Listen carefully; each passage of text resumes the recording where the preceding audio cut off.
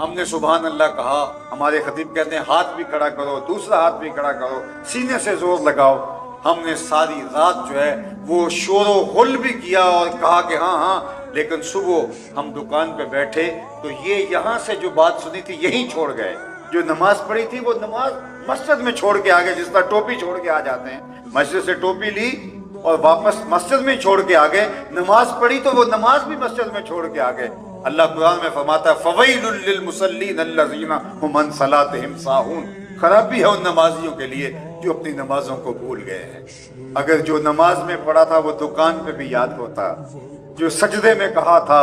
وہ مسند کے اوپر بیٹھے ہوئے افسر کو یاد ہوتا، تو کبھی ایسا نہ ہوتا کہ یہ ملک کا یہ حال ہوتا۔ یہ ہاہاکار مچی ہے، یہ لوٹ مار کا بازار گرم ہے، یہ لوگوں کی بوٹیاں نوچ رہے ہیں، یہ لوگوں کا خون نچوڑ رہے ہیں، رشوت کا بازار گرم ہے، بھائی بھائی کا گلا کاٹ رہا ہے، دشمنیاں ہیں کہ پھیلتی چلی جا رہی ہیں، معاشرہ ہے کہ ایک دوسرے کو چاٹ رہا ہے، ہمسایہ ہمسائے کا دشمن ہے۔ آج اگر ہم حضور کے بتائے ہوئے طریقے کے مطابق اپنی زندگی کو ڈھال لیں تو میں کہتا ہوں دیکھیے، معاشرے کے اندر جو نیکی ہے وہ عمل سے پھیلتی ہے، ہم قول سے پھیلانا چاہتے ہیں، یہ بات ذہن میں رکھیے۔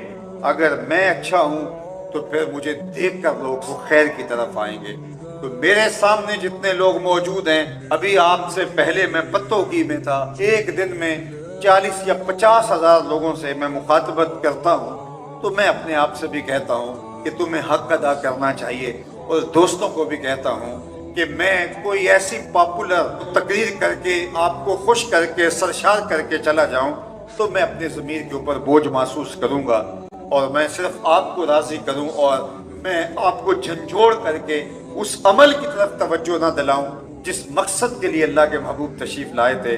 میلاد منانے والوں، میلاد کے مقصد کو سمجھو، رسول کیوں تشریف لائے تھے؟ لوگوں کو کتاب بھی سکھائیں، حکمت بھی سکھائیں، لوگوں کے اندر بھی ستھرے کریں، اندر بھی پاکیزہ کریں۔